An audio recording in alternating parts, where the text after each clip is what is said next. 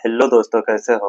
तो आज का अपना टॉपिक है माता का आंचल। तो दोस्तों, जो भी स्टूडेंट हॉस्टल असिस्टेंट का जो भी एग्जाम देने वाले हैं, तो वो इस वीडियो को लास्ट तक जरूर देखें और अपने दोस्तों को साथ भी शेयर करना, क्योंकि दोस्तों ये हॉस्पिटल असिस्टेंट का ही टॉपिक है। तो आप वीडियो में लास्ट तक बने रहना, और अगर आपने चैनल को सब्सक्राइब नहीं किया है तो चैनल को सब्सक्राइब कर लेना। तो दोस्तों चलो शुरू करते हैं। माता का आंचल पाठ के लेखक कौन है? तो दोस्तों, माता के आंचल आंचल पाठ के जो लेखक है वो है शिव पूजन सहाय है। तो अपना राइट आंसर होगा ऑप्शन नंबर बी जो है वो राइट हो जाएगा। अगला प्रश्न है प्रश्न नंबर दूसरा, माता का आंचल किस रचना का अंश है? तो दोस्तों, माता का आंचल जो है वो देहाती दुनिया का जो है अंश है। तो अपना राइट आंसर होगा ऑप्शन नंबर बी राइट हो जाएगा।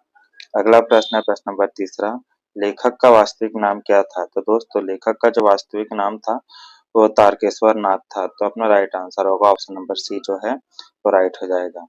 अगला प्रश्न है प्रश्न नंबर चौथा, लेखक अपने पिता को क्या कहकर पुकारते थे? तो दोस्तों, लेखक अपने पिता को जो है वो बाबूजी कहकर पुकारते थे। तो अपना राइट आंसर होगा ऑप्शन नंबर बी राइट हो जाएगा। अगला प्रश्न है प्रश्न नंबर पांचवा, लेखक अपनी माँ को क्या कहकर पुकारते थे? तो दोस्तों, लेखक जो है अपनी माँ को मैया कहकर पुकारते थे।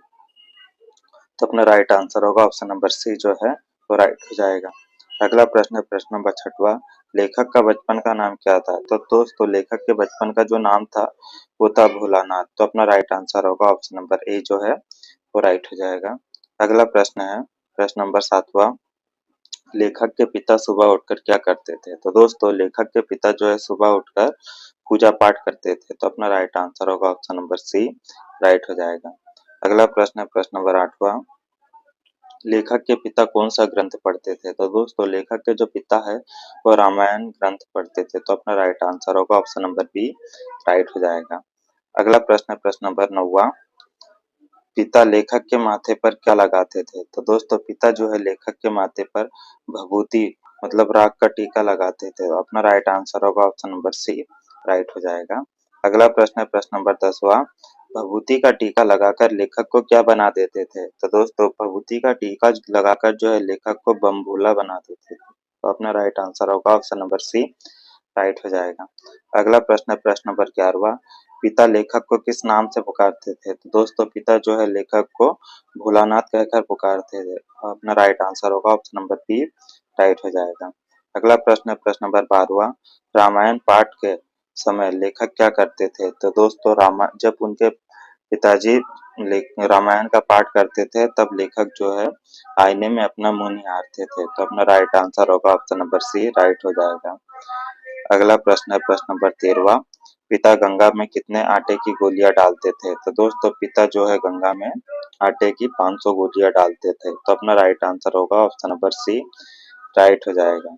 अगला प्रश्न है प्रश्न नंबर 14वां, आटे की गोलियां किसके लिए डाली जाती थी? तो दोस्तों, आटे की गोलियां जो है वो मछलियों के लिए डाली जाती थी। तो अपना राइट आंसर होगा ऑप्शन नंबर सी राइट हो जाएगा।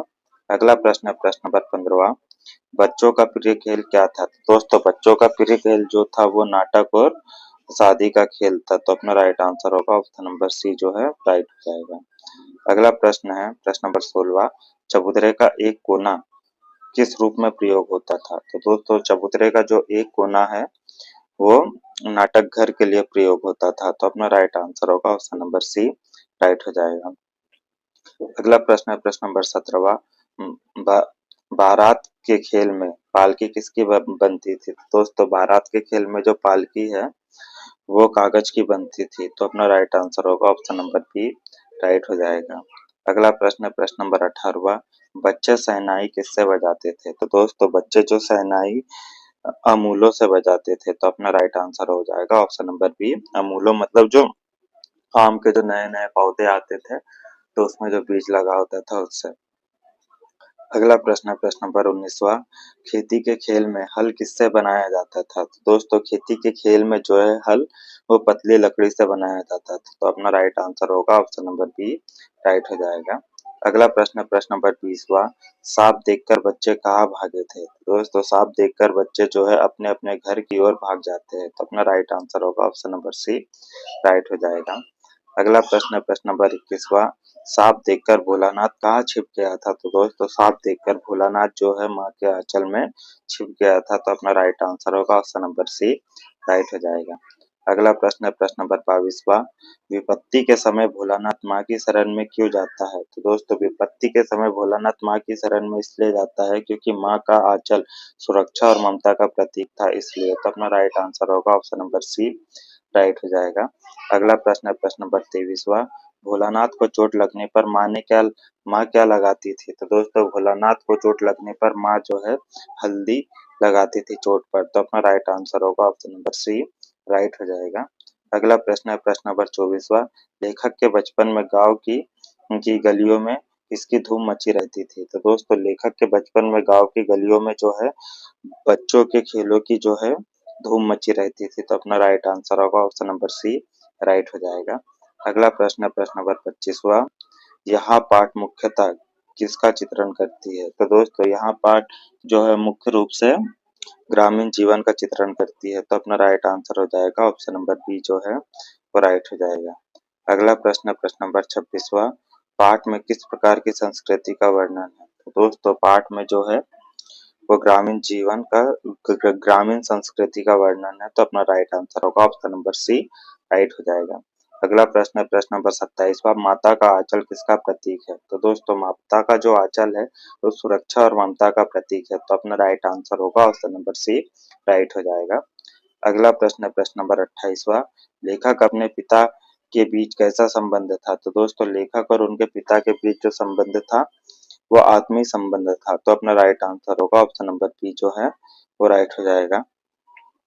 अगला प्रश्न प्रश्न नंबर 29वां। पिता द्वारा त्रिपुंड लगाने का क्या अर्थ है? तो दोस्तों पिता द्वारा त्रिपुंड लगाने का जो अर्थ है वो धार्मिक आस्था है। तो अपना राइट आंसर होगा ऑप्शन नंबर बी राइट हो जाएगा।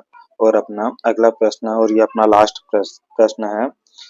त्रिपुंड क्या होता है? तो दोस्तों त्रिपुंड जो है होता है वो माथे पर 3 आड़ी रेखाओं वाला तिलक होता है। तो अपना राइट आंसर होगा ऑप्शन नंबर सी राइट हो जाएगा।